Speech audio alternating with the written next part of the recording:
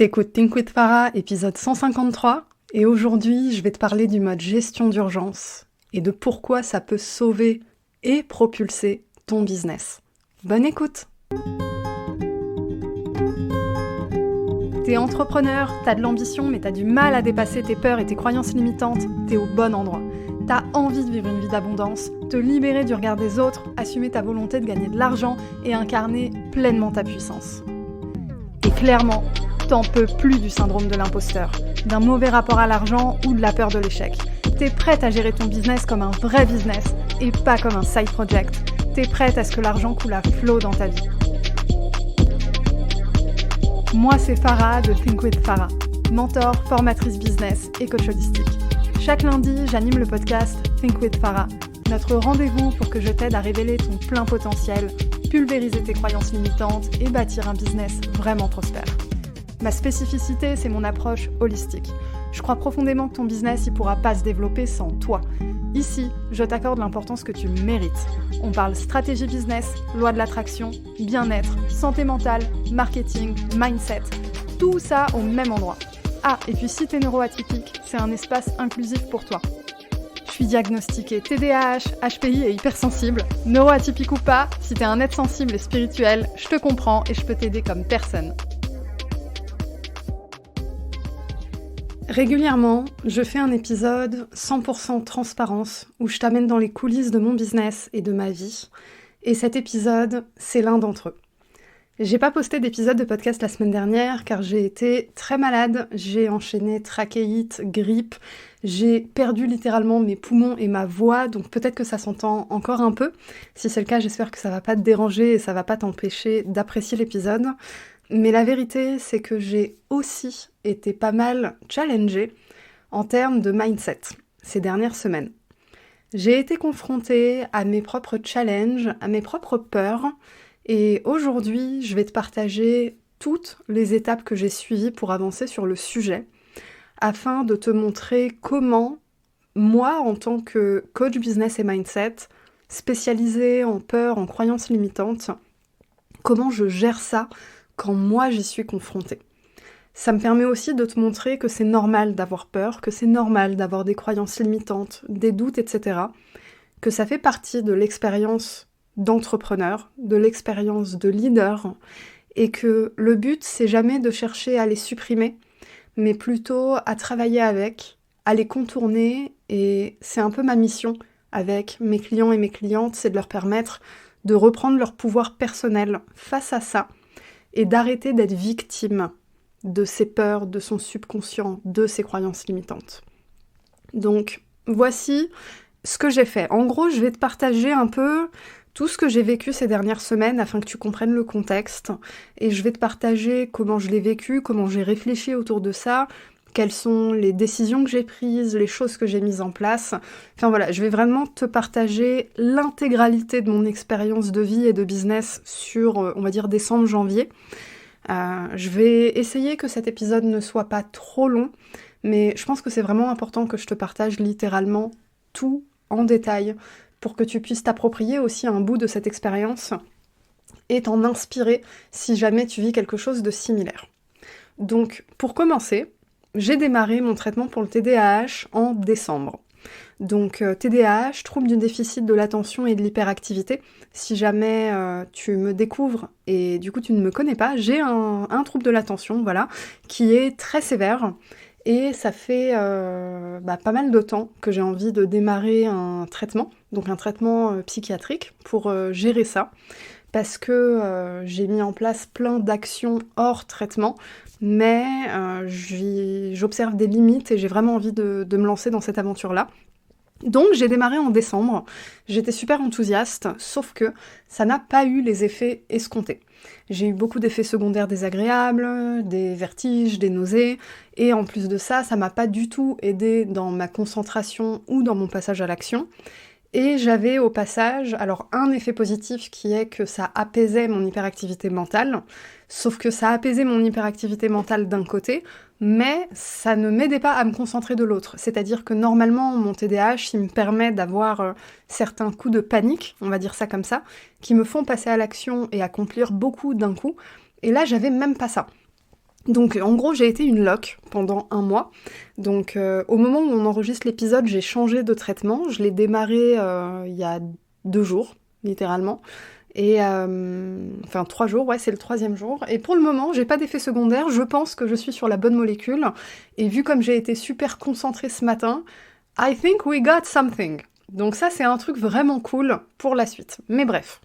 Pour revenir au mois de décembre. Décembre, j'étais en période promotionnelle d'une toute nouvelle offre, mon mastermind. Mon mastermind, c'est 6 mois d'accompagnement, avec du coaching de groupe, du coaching individuel, et l'accès à tous mes programmes mindset et business. Donc c'est mon offre la plus premium, c'est mon offre la plus chère, où je fais le plus de suivi, d'accompagnement individuel, etc. Et du coup, ça demandait une certaine promotion, un certain marketing. Problème, je ne pouvais pas à cause de ce TDAH et du traitement que j'avais démarré. Donc, qu'est-ce que j'ai dû faire ? J'ai dû réaliser très rapidement mes limites et agir en conséquence. Arrêter le traitement, c'était pas envisageable à ce moment-là parce que, quoi qu'il arrive, en fin d'année, en fait, j'étais littéralement épuisée de l'année que j'ai vécue. Au niveau personnel, j'ai perdu mon papa, j'ai vécu d'autres deuils, d'autres traumas. Enfin, c'était une année vraiment, vraiment très challengeante au niveau personnel. Et j'ai mis en place plein de trucs dont je vais te parler dans cet épisode qui m'ont permis de préserver mon business, préserver mes finances, ma santé mentale, etc. Mais je reste humaine et donc j'étais fatiguée en fin d'année.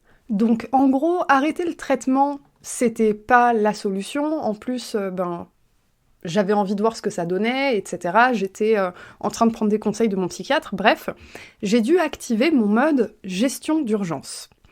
Le mode gestion d'urgence, c'est le thème de l'épisode Pourquoi ? Parce que j'ai dû activer mon mode gestion d'urgence à plusieurs reprises cette année. Et à chaque fois, c'était dans une période critique dans ma vie. Et à chaque fois, ça m'a permis de transformer mon business, de prendre des virages qui m'ont fait faire des bonds de géant ensuite. Donc j'en suis pas à mon premier coup, j'en suis pas à ma première expérience du mode gestion d'urgence, mais aujourd'hui j'ai envie de naviguer un peu plus dans le détail sur qu'est-ce que c'est, comment on rentre en mode gestion d'urgence et qu'est-ce qu'on peut en tirer. Le mode gestion d'urgence, c'est répondre à la question « Quel est le minimum viable que j'ai besoin d'accomplir pour rester aligné à ma vision et avoir les résultats nécessaires à mon avancée maintenant ?» C'est-à-dire que quand tu actives ton mode gestion d'urgence, tu arrêtes de te projeter dans l'avenir et tu regardes quelles sont mes ressources aujourd'hui, qu'est-ce que je peux faire maintenant, où est-ce que je peux avoir de l'impact maintenant en fonction de mes ressources disponibles. C'est un regard qui est très réaliste et très critique sur l'instant T. C'est-à-dire, j'ai par exemple cet événement dans ma vie privée qui m'impacte émotionnellement, etc., qui fait que j'ai moins d'espace mental pour mon business. Ou alors, j'ai cette dépense qui est arrivée, qui est imprévue, qui fait que j'ai besoin de réorienter mes dépenses, ma trésorerie, mon mode de vie, etc. Enfin bref, c'est quand il se passe un truc hors de ton contrôle qui te demande de changer les choses. Et là, j'ai dû activer mon mode gestion d'urgence parce qu'en fait, j'étais juste fatiguée, littéralement. J'arrivais pas à me concentrer. J'avais pas d'espace mental pour travailler. En plus, c'était la période des fêtes. Je me suis dit, tu sais quoi, je vais activer mon mode gestion d'urgence et on va voir ce qu'on peut faire. Parce que j'ai quand même un mastermind à vendre. J'avais mon seuil de rentabilité en tête. Et en plus de ça, est arrivé un challenge, une nouvelle au mois de décembre, qui a complètement perturbé ma vision pour 2024. Donc juste pour revenir sur le mode gestion d'urgence. Mon mode gestion d'urgence, il passe toujours par la création de contenu. La création de contenu, c'est ce qui me permet de garder le lien et de continuer d'avoir de l'impact. Pour la première fois lors de ce mode gestion d'urgence, donc de décembre-janvier là, j'ai décidé de miser sur ma liste email. J'ai limité ma communication Instagram. J'ai sauté un épisode de podcast la semaine dernière. J'ai aussi sauté des épisodes de podcast au mois de décembre. C'est la première fois que ça arrivait. Et en gros, j'ai voulu me consacrer uniquement à la liste email parce que j'ai regardé les ressources que j'avais. J'avais plusieurs templates de newsletters promotionnels pré-rédigés. j'ai une liste email qui est assez conséquente, mine de rien, et d'anciennes séquences qui demandaient à être mises à jour. Donc ça allait me demander peu d'efforts pour beaucoup de résultats. Mais avant de prendre cette décision, j'ai dû renforcer ma vision suite à un challenge qui m'est tombé dessus en décembre. Donc le challenge, quel est-il ? Il y a un client pour lequel je travaille depuis 4 ans. 2024, c'est la 4e année. Ça se passe bien. C'est le client qui m'a donné l'amour de la transmission, de la formation. Donc c'est une école, ok, je suis formatrice en école de commerce. Et ce client subit une baisse de budget en 2024. Et là, j'ai un sentiment que j'ai et qui ne me lâche pas. Je ne suis pas ok avec cette baisse de rémunération. It doesn't feel right. Sauf que voilà, c'est pas parce que it doesn't feel right que tu dois prendre une décision basée sur l'ego et dire non, c'est hors de question, je tolère pas ça, je m'en vais, etc. Parfois oui, mais parfois c'est pas aussi simple que ça. Donc je vais te naviguer dans les peurs que ça m'a suscité, les doutes, etc. et comment j'ai navigué autour de ça. Donc déjà, il y a un premier problème, entre guillemets. J'ai regardé combien ce client me ramène par an, et ça représente à peu près 20 000 euros. 20 000 euros hors taxe. Donc ça couvre l'intégralité de mes frais de vie et de gestion de business. Deuxième problème, en 2024, je comptais sur cette trésorerie pour embaucher quelqu'un en alternance et augmenter mon budget pub annuel pour développer mon business et l'amener au niveau supérieur, chose que je n'ai pas pu faire en 2023 à cause d'événements personnels. Alors, quand je dis je n'ai pas pu faire en 2023, c'est je n'ai pas pu faire à la hauteur des objectifs que je m'étais fixés fin 2022. Je pouvais pas anticiper ce qui allait se passer cette année, mais grâce au mode gestion d'urgence, le business est toujours là, business is popping et tout se passe bien. Je ne suis pas encore totalement décidée sur ce que je vais faire concernant ce client. Je ne suis pas non plus totalement décidée sur comment je vais le faire, mais je suis beaucoup plus apaisée quant aux opportunités qui m'attendent et quant au fait de me séparer de ce client. Donc je vais te dire ce que j'ai fait pour en arriver là, et ensuite je vais te partager les résultats que j'ai déjà pu obtenir grâce à tout ce travail mindset et business.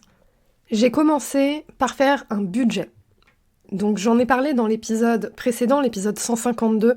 Je t'invite mais grandement à écouter cet épisode si c'est pas déjà fait et à télécharger la template disponible dans la description de l'épisode 152. C'est vraiment le truc qui peut changer ta vision et te faire réaliser à quel point, littéralement, atteindre tes objectifs est facile et accessible.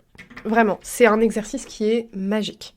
L'idée de faire ce budget pour moi, c'était pour évaluer les différents scénarios possibles cette année. Donc, c'est-à-dire en gros, avec ce client, sans ce client, avec la moitié de ce que me rapporte ce client, etc. Enfin bref, j'ai fait vraiment pas mal de scénarios déjà pour voir qu'est-ce qui peut m'attendre cette année. Pour faire ces scénarios, j'ai intégré mes chiffres de 2023 pour comparer, en sachant qu'en 2023, j'ai vécu plusieurs événements personnels qui m'ont limité dans ma croissance. J'ai activé plusieurs fois le mode gestion d'urgence, etc. Donc, l'avantage de ça, c'est quoi ? C'est que c'est réaliste de projeter au moins les mêmes chiffres en 2024, et c'est aussi réaliste de projeter une amélioration de ces chiffres-là. Donc, ce que j'ai fait en plus, c'est que, alors là, on ne parle pas d'une action business, mais c'est quelque chose de très important. J'ai exprimé de la gratitude pour la création de ma nouvelle offre, mon mastermind. Je l'ai créé à la base pour répondre à un besoin et à un manque qui existait chez mon audience. Le besoin d'accompagnement, le besoin de suivi, le manque d'existence de suivi individuel aujourd'hui sur le marché du coaching, business et mindset, etc. Et au final, c'est cette offre-là qui sécurise mon budget 2024. C'était pas du tout mon ambition principale. Quelque chose que j'ai changé, moi, dans mon approche de la création de mes offres, c'est vraiment changer cette notion d'objectif, de chiffre d'affaires, et commencer à raisonner plutôt en objectif d'impact et de transformation pour mes clients et mes clientes. Et ça a vraiment changé les choses. Donc, le fait d'incarner ça, j'ai eu beaucoup de gratitude pour avoir eu cette attitude-là, pour avoir fait ce changement, parce que c'était pas le cas au début de mon activité. Et du coup, la gratitude de me dire, en fait, j'ai créé cette offre pour répondre à un vrai besoin, à un vrai manque, et au final, c'est ça qui sécurise mon budget 2024. J'ai évalué aussi les risques à prendre, les résultats possibles, selon à chaque fois des scénarios pessimistes et optimistes. Comme j'ai dit, est-ce que j'arrête avec ce client maintenant? Est-ce que j'arrête plus tard? Etc. Si par exemple je veux maintenir le client par rapport à la baisse de chiffre d'affaires, combien de jours supplémentaires de travail ça représente? Enfin, j'ai vraiment fait plein de scénarios comme ça.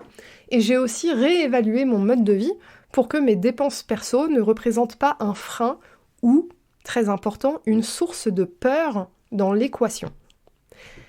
Parfois, nos peurs sont irrationnelles. Souvent, elles sont irrationnelles. Mais on n'a pas conscience qu'on a un pouvoir sur ces peurs. Pas juste de les contrôler et de les dépasser, mais on a carrément un pouvoir de les supprimer.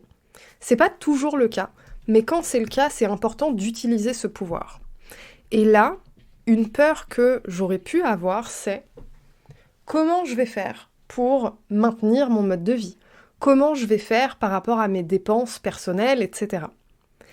J'ai pris la décision en pleine conscience de supprimer cette peur de l'équation parce que je ne veux pas que ça m'influence.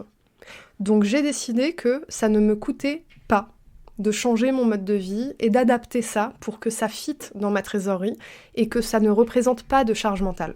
Donc là pareil, en faisant le budget, j'ai évalué quels étaient les sacrifices sur lesquels j'avais le contrôle et qui me coûtaient finalement pas tant que ça pour alléger ma charge mentale. Parce qu'en fait, quand tu fais cet exercice, ta priorité numéro 1, c'est ça.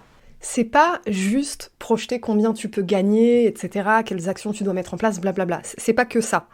Faire ton budget, surtout quand t'es challengé, quand t'as des grosses décisions à prendre, c'est quel est mon seuil finalement, quel est le niveau en fait qui fait que je suis safe pour prendre des risques. Ma philosophie, c'est prendre des risques mesurés quoi qu'il arrive. Tu peux pas avancer dans ton business si tu ne prends pas de risques, si tu ne fais pas des bold moves, des choses qui font peur, mais il faut le faire de façon mesurée. Donc en gros, cet exercice, c'est quelles sont les conditions dont j'ai besoin pour prendre des risques en me sentant en sécurité. Donc, j'ai évalué un peu tout ça. J'ai aussi évalué les différents scénarios avec ou sans mes investissements pro cette année, parce qu'en gros, je t'ai dit, j'ai prévu à la base d'embaucher quelqu'un en alternance, j'ai aussi prévu d'atteindre les 12 000 € d'investissement publicitaire annuel, donc en gros, je me suis fait plusieurs scénarios, avec ou sans quelqu'un en alternance, avec ou sans ce budget pub, la moitié de ce budget pub, etc. Donc en gros, j'ai réfléchi à quoi ressemblerait mon business avec une personne en alternance, par exemple, donc quels sont les gains estimés, est-ce que ça vaut le coup de dédier cette trésorerie à ça, ou est-ce que j'ai un meilleur money move à faire, etc. Idem pour la pub, donc vraiment réfléchir à plein de scénarios. J'ai littéralement beaucoup réfléchi ces dernières semaines, mais on arrive à cet épisode qui conclut tout ça, donc ça vaut le coup. J'ai évalué aussi quelles étaient les décisions à prendre maintenant et quelles étaient les décisions qui pouvaient attendre. Ça, c'est vraiment important parce que on parle d'un budget annuel. On parle d'une vision, d'une stratégie annuelle. Une année, c'est long. Bon, ça passe en même temps très vite, mais c'est long. C'est-à-dire que je suis pas obligée de me décider maintenant sur 100% des choses que je vais mettre en place cette année, on est d'accord. Mais si je veux prendre des risques et rester alignée à ma vision, à ma place de leader, à ce que je veux dans ma vie, etc., j'ai besoin de savoir quelles sont les décisions que je dois prendre maintenant et quelles sont les décisions qui peuvent attendre, mais pas juste qui peuvent attendre parce que c'est inconfortable de les prendre maintenant. Non, qui peuvent attendre parce que le fait d'apporter un délai va m'apporter des informations supplémentaires pour décider. Exemple, j'ai toute l'année 2024 pour embaucher quelqu'un parce que l'aide de l'État a été prolongée en 2024 et donc j'ai toute l'année pour en profiter. Concernant la publicité, pareil, je suis pas obligée de me décider maintenant. Je peux décider de dépenser mon budget pub par période forte au lieu de me dire chaque mois je vais dépenser X euros et c'est un budget mensuel fixe sur l'année. Je décide de garder ma flexibilité. Et d'ailleurs, cette flexibilité ressemble à comment j'ai géré mon budget pub en 2023, Donc on n'est pas sur de l'inconnu, et je sais quels sont les résultats auxquels je peux m'attendre. Donc, make sense. Je me suis engagée sur des prestations pour mon client jusqu'au mois de mai, mais l'engagement en temps que ça me demande, il est relativement faible, donc je ne suis pas obligée de prendre une décision maintenant. Donc finalement, ça laisse la porte ouverte à beaucoup de choses, mais ça fait conscientiser que j'ai une décision à prendre, et donc à un moment, va falloir que je saute le pas. À quand est ce moment? C'est ça la question. Donc ce que j'ai fait, c'est que j'ai analysé les résultats des nouvelles actions que j'ai mises en place dans mon business ces dernières semaines, et pour le coup, c'est assez prometteur. Je suis contente de te partager ça parce que ça va peut-être aussi, toi, te donner des idées de choses que tu peux mettre en place dans ton business. C'est des actions que j'avais totalement sous-estimées, donc je suis vraiment contente. Enfin, il y en a une notamment que j'avais sous-estimée et je suis super contente de l'avoir faite. J'ai mis en place ce qu'on appelle une offre Tripwire. Une offre Tripwire, c'est quand quelqu'un s'inscrit à un événement gratuit ou quand quelqu'un télécharge quelque chose de gratuit, plutôt que simplement orienter cette personne sur une page de confirmation, tu vas offrir l'accès à un de tes produits digitaux à moins 90% par exemple, ou moins 70%, ou moins 60%. C'est vraiment une offre qui est exceptionnelle, qui permet d'accéder à un prix dérisoire à certaines de tes offres, et la personne ne peut accéder à cette offre que sur cette page-là. C'est-à-dire que c'est limité dans le temps, c'est maintenant. Tu profites et tu saisis cette opportunité maintenant, ou sinon ça te passe sous le nez. Et donc j'ai mis en place une offre Tripwire comme ça au mois de décembre, et je crois qu'en 2 semaines, ça m'a rapporté quelque chose comme 400 ou 500 euros. Donc j'étais en mode, waouh, pourquoi j'ai pas fait ça plus tôt en fait? Donc je suis vraiment contente et c'est quelque chose que j'ai envie de continuer de mettre en place cette année. Donc du coup, sache-le, quand tu vas profiter d'événements ou de produits gratuits chez moi, t'auras un petit cadeau possible pour toi.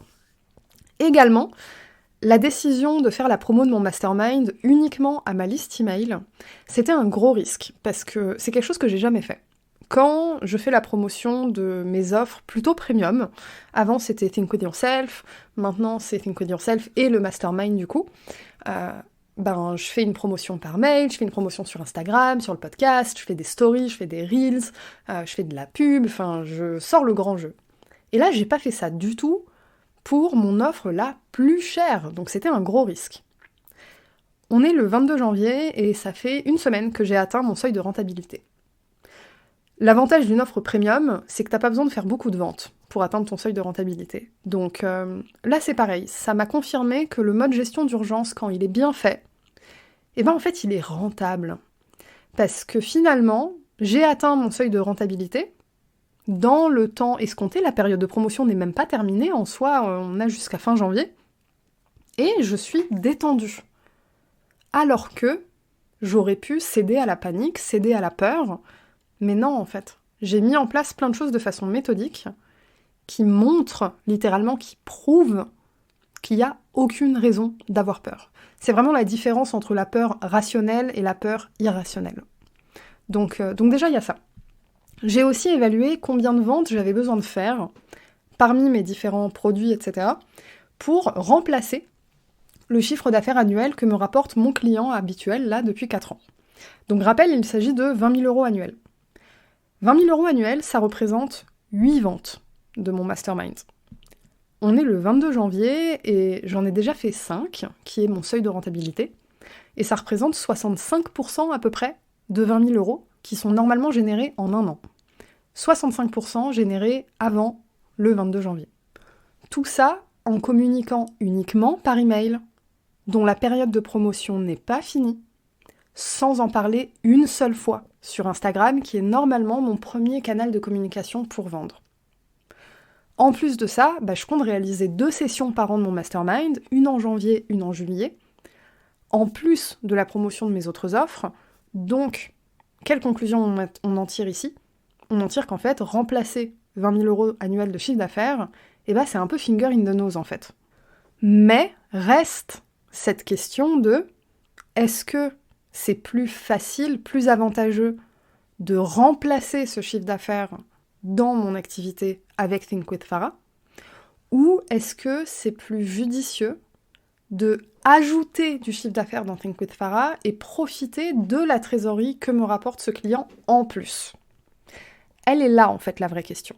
Elle n'est pas tellement de est-ce que ça va être rentable d'arrêter avec ce client? Parce que du coup, tout ce que j'ai analysé là, la réponse est oui, c'est rentable, c'est possible, c'est accessible et c'est même plutôt facile de remplacer ce chiffre d'affaires. La question, c'est plutôt est-ce que je bénéficie vraiment de supprimer une source de revenus? C'est-à-dire que est-ce que le temps que ça va me libérer va me rapporter plus que le chiffre d'affaires que me rapporte ce client? Elle est vraiment là, la question. Mais le truc intéressant qui pèse aussi dans la balance, c'est que j'ai de nouvelles opportunités qui s'offrent à moi en dehors de Think with Farah. J'aime diversifier mes sources de revenus, je l'ai toujours fait, et je compte pas arrêter. J'avais arrêté mon business de consulting parce que là, par contre, littéralement, le temps que ça m'a libéré valait bien plus que le chiffre d'affaires que ça me rapportait. Alors que ça me rapportait plus de 100 000 € par an. Mais ça valait le coup d'arrêter ce business-là et de me libérer du temps parce que je savais que ce temps, j'allais pouvoir le mettre à profit et que mon ancien business de consulting représentait trop de temps, en fait. Ça ne me permettait pas d'avoir assez de temps libre pour développer mon business. Aujourd'hui, je suis pas dans cette configuration-là. Donc l'enjeu n'est pas le même et l'urgence de prendre une décision n'est pas la même. Quoi qu'il en soit, j'évalue toujours les choses avec un scénario pessimiste et un scénario optimiste, en sachant que généralement le scénario pessimiste ne se réalise pas, mais j'ai besoin de voir est-ce que je suis rentable dans mon scénario pessimiste afin de prendre des risques. Donc avec tout ça, voici mes conclusions et mes décisions pour cette année. Pour l'instant, je vais maintenir mes dernières interventions pour ce client et me laisser la liberté de choisir quand sera ma dernière intervention, mais je n'y vais pas à l'aveugle. C'est-à-dire que j'ai identifié quels étaient les facteurs à suivre pour rester aligné tout du long et ne pas, on va dire, rester dans une zone de confort. Parce que c'est pas non plus le but. Faut pas rester dans quelque chose de confortable juste parce que ça te fait gagner de l'argent. Parce que je rappelle que ce changement de budget, cette baisse de budget, pour moi, it doesn't feel right. Je ne me sens pas valorisée, etc. Donc je vais pas tenir longtemps comme ça. Mais j'ai conscience que pour l'instant, ça ne me coûte pas non plus que ça. Donc, might as well take the money. Donc les facteurs que je vais suivre pour identifier à quel moment j'arrête. Eh bien, c'est à quel moment je n'y prends plus aucun plaisir. Parce que la vérité, c'est qu'il n'y a pas que le facteur argent. Enseigner, transmettre, ça m'anime. J'y prends du plaisir. Donc, à quel moment je vais arrêter d'y prendre du plaisir? Ça va forcément arriver parce que j'y prends du plaisir parce que j'étais payée à ma juste valeur. Là, ça va plus être le cas. Donc, ce moment, il va arriver plus vite que prévu. Donc, je vais suivre ça, comment je me sens, c'est important. Et je vais aussi suivre le moment où ça empiète négativement sur mon business qui est Think with Farah. Parce que là, du coup, la priorité, c'est Think with Farah. C'est pas un client qui baisse le budget. Donc ce sont les deux choses que je vais suivre. Peut-être que ce moment, il va arriver la semaine prochaine. Peut-être que ce moment, il va arriver au mois de mars. Je ne sais pas. Mais je sais quels sont les deux facteurs que je dois suivre. Et étant donné que j'ai déjà évalué que prendre le risque, c'était finger in the nose, eh ben je n'aurai pas peur de prendre cette décision. C'est-à-dire que le travail de gestion émotionnelle, il a déjà été fait. Donc ça, c'est vraiment important. Je n'arrête pas maintenant, parce que pour le moment, mes missions ne représentent aucune menace pour mon business. Donc finalement, arrêter maintenant, ce serait une décision purement basée sur l'ego. Et étant donné que cette année, j'ai envie d'augmenter mes dépenses professionnelles, eh ben autant utiliser quelque chose qui ne représente aucune menace comme une source de trésorerie pour financer finalement mes investissements. C'est un meilleur money move pour moi. Également, j'ai de nouvelles idées pour servir encore mieux mes clients, mes clientes, donc notamment grâce au mastermind. C'est vraiment mon offre chouchou et je suis plus que reconnaissante d'avoir suivi mon instinct d'ouvrir l'accès à du coaching individuel. Bref, j'ai aussi de nouvelles idées pour rendre mes offres digitales encore plus accessibles. L'offre Tripwire, ça m'a vraiment ouvert les yeux sur quelque chose. Pour les personnes qui notamment ne peuvent pas rejoindre mon mastermind, qui ne peuvent pas rejoindre Think With Yourself, qui ont vraiment un budget tout petit, mais qui ont besoin de passer à l'action. Donc si t'es concerné, si t'as envie de travailler avec moi cette année, je t'invite à suivre régulièrement mes événements gratuits et les promotions que je vais partager, parce qu'il va y en avoir. Également, j'ai toujours envie de créer encore plus d'expériences en live. Ça a été la conclusion de ma dernière période, de mon dernier mode gestion d'urgence. C'était, j'ai besoin de plus d'expériences en live en fait, j'ai besoin d'être au contact de ma communauté, de mon audience, et j'y prends littéralement du plaisir et ça me permet d'avancer dans mon business.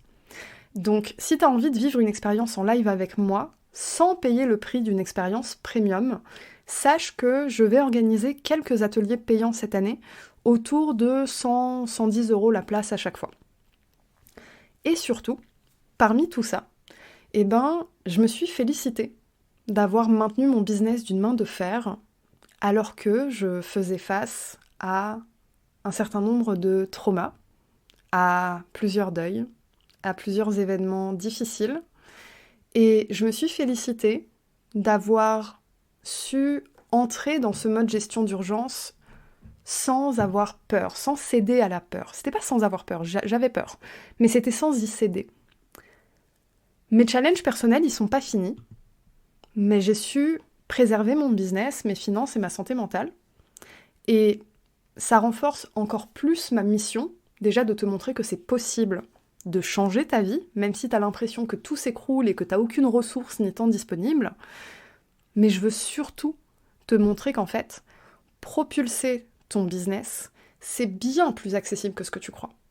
Alors oui, ça ne se fait pas quand tu es en mode gestion d'urgence. Mais par contre, ce mode gestion d'urgence, il te permet de sauver ton business quand tu en as besoin, de te sauver toi aussi, et il transforme profondément ta vision et ta façon de prendre des décisions.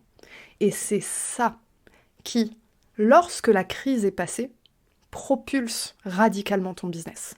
Parce qu'en réalité, quand tu entres dans ce mode gestion d'urgence, tu incarnes pleinement ta place de leader et de chef d'entreprise. Là, tu décides que ton business sera au service de ta vie et pas l'inverse, parce qu'en fait, quand tu entres en mode gestion d'urgence, c'est que tu n'as pas le choix. C'est soit ton business est au service de ta vie, soit t'arrêtes. Tu n'as pas le choix dans ce moment-là. Et c'est là, en fait, où tu es au pied du mur et où tu deviens la plus créative, la plus critique, la plus analytique, et où tu oses passer à l'action et écouter ton instinct. Ce qui s'en vient ensuite, de mon côté, tu vas le découvrir avec moi cette année, et de ton côté à toi, tu ne peux le découvrir que si tu oses prendre des risques et que si tu oses faire les choses en ayant peur. Si tu ne fais pas ça, tu ne découvriras jamais à quoi peut ressembler ton business en le faisant passer au niveau supérieur. 2024, pour moi, c'est vraiment l'année de la renaissance. Et j'ai créé le Rebound Challenge exactement pour ça. Exactement pour t'aider à level up et à dépasser cette période où tu as l'impression de stagner, où tu as perdu la vision, tu n'arrives plus à voir grand, tu ne t'autorises peut-être même plus à voir grand, à prendre des risques, à incarner ta place de leader, ça te paraît compliqué, ça te paraît inaccessible. Le Rebound Challenge, il vient remédier à ça. C'est un challenge sur 3 jours qui démarre dès ton inscription. Pendant 3 jours, tu reçois 3 sessions. Pendant 3 sessions, tu vas travailler sur ta vision et sur ta stratégie gagnante de cette année. À la fin des 3 jours, tu auras non seulement retrouvé la vision, mais tu auras en plus ta stratégie gagnante clé en main pour y arriver. On est en janvier, c'est littéralement le meilleur moment pour ça pour cette année. Et profites-en, l'accès, il est gratuit jusqu'au 31 janvier seulement. Donc je t'invite à t'inscrire en cliquant sur le lien dans la description de l'épisode si c'est pas déjà fait, ou directement dans ma bio Instagram. Si tu trouves pas le lien, tu peux aussi m'envoyer un DM sur Instagram @thinkwithfarah ou par mail sur hello@thinkwithfarah.com. Dans tous les cas, je te mets tout dans la description de l'épisode. J'espère que cet épisode t'a plu. C'est rare que je fasse un épisode d'une demi-heure toute seule. Donc ouais, si ça te plaît et si t'as envie de plus d'épisodes de ce genre, mets un commentaire, mets un avis sur Apple Podcast, envoie-moi un DM, partage l'épisode, enfin bref. Ton avis, ici, il m'est précieux parce que c'est un épisode assez particulier, plus long, différent, enfin bref, t'as compris la chanson. Et puis, je te dis à la semaine prochaine.